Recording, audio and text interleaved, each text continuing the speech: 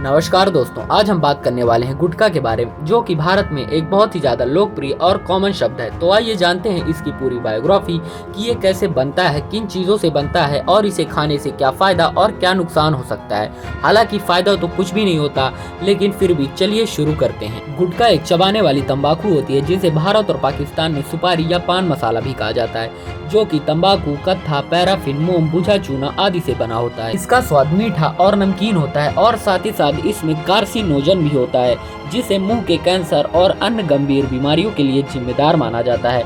और शायद इसीलिए भारत में इसे हर सिगरेट और तंबाकू के पैकेटों पर चेतावनी के साथ ही बेचा जाता है। और साथ ही साथ कई राज्यों में इस पर भारी टैक्स लगाकर इसकी लोकप्रियता को कम करने का प्रयास किया जा रहा है। वर्तमान समय में ज्यादातर गुटखे को भारत में तैयार किया जाता है तथा दूसरे देशों को भेजा जाता है। इसे सिगरेट और तंबाकू की तुलना में कम खतरनाक बोलकर बेचा जाता है, जबकि यह लगभग इन दोनों के बराबर ही खतरनाक है। भारत, पाकिस्तान के कराची शहर और नेपाल के आधे से ज्यादा हिस्से में इसका सेवन किया जाता है। अब जान लेते हैं गुटखा की कुछ विशेषताओं के बारे में। गुटखा एक धुएं से मुक्त नशे का सस्ता साधन है।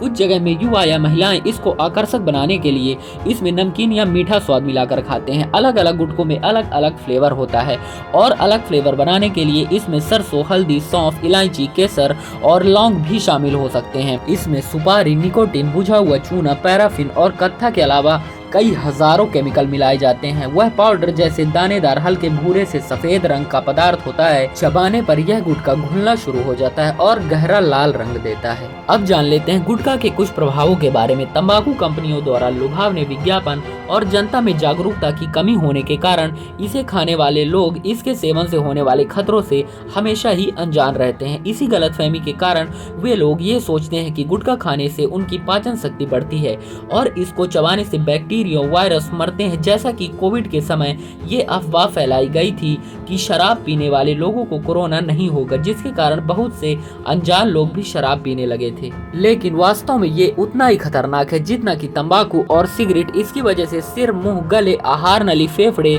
और यहाँ तक कि दांत में कैंसर होने की पूरी संभावना हो जाती है। और इसके अलावा गुटखा या सुपारी खाने वाले लोगों के मुंह में कठोरता आती है, जिससे सामान्य व्यक्ति की अपेक्षा में उनका मुंह कम खुलता है। गुटखे के सेवन की वजह से ओरल सबम्यूकस फाइब्रोसिस नाम की बीमारी हो जाती है, जो कि पूरे शरीर को दुर्बल बना देती है और इसका कोई इलाज नहीं है। इसके अलावा पेट की बीमारी, हाई बीपी, शुगर की बीमारी भी गुटखे की वजह से आउट ऑफ कंट्रोल हो जाती है।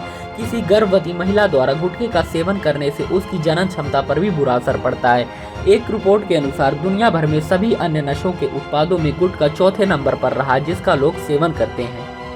जब कोई व्यक्ति गुटखे का सेवन करता है और उसे चबाता है तो गुटखे का मिश्रण सीधे उसके मुंह से शरीर के अंदर चला जाता है। तब निकोटीन सहित 28 अन्य रसायन भी शरीर के अंदर चले जाते हैं।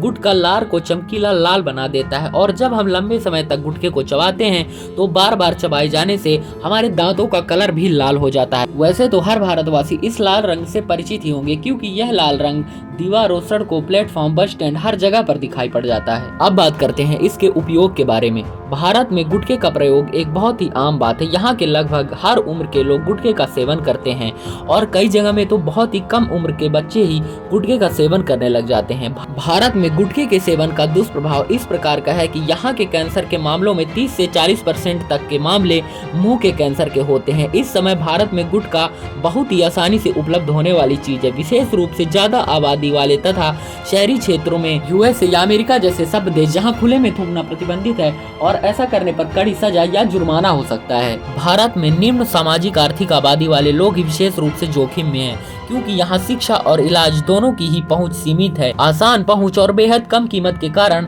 गुटखे के सेवन की लत बड़ी आसानी से लोगों में लग जाती है और इसके सेवन का प्रचलन किशोर अवस्था वालों में तेजी से बढ़ रहा है। छोटे बच्चों में प्री कैंसर घाव देखे गए हैं और कैंसर के लक्षण अक्सर हाई स्कूल या कॉलेज की उम्र में दिखाई देते हैं। कई जगहों पर सिगरेट पीने की मनाही है और पीते हुए पाए जाने पर जुर्माने का प्रावधान है, लेकिन गुटखे का सेवन दूसरों से छुपाकर आसानी से किया जा सकता है, इसीलिए यह बेहद पसंदीदा तरीका है।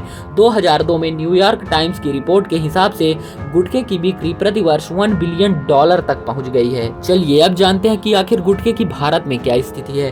भारत की 25% से भी अधिक आबादी सिगरेट और कई प्रकार के धुआं रहित तंबाकू के उत्पादों का सेवन करती है। भारत में गुटखा तथा अन्य धुआं रहित उत्पादों का सेवन करने वालों की संख्या सर्वाधिक है। मई 2013 तक 24 राज्यों और 3 केंद्र शासित प्रदेशों ने गुटखा बेचने पर प्रतिबंध लगा दिया है। एक रिसर्च कंपनी की रिपोर्ट के अनुसार गुटखे पर प्रतिबंध से सरकार को कम से कम 5 से 10 अरब डॉलर के टैक्स का नुकसान होगा। शराब और तंबाकू उत्पादों की तरह ही गुटखा के विज्ञापन पर भी प्रतिबंध है, इसीलिए गुटखा कंपनियां विज्ञापन में गुटखे को पान मसाला का नाम देकर प्रचार करती हैं। ये थी आज की मेडिकल ज्ञानी की गुटखे पर एनालिसिस। अगर आपको हमारे द्वारा दी गई जानकारी पसंद आई हो तो वीडियो को एक लाइक करिएगा। चैनल पर नए हैं तो बिना सब्सक्राइब किए मत जाइएगा। और अगर आपके परिवार में कोई भी गुटखे का सेवन करता है तो उसे ये वीडियो जरूर शेयर करिए, लोगों को अवेयर करिए कि वो गुटखा ना खाएं। चलिए मिलते हैं अगली वीडियो में, तब तक के लिए जय हिंद जय भारत।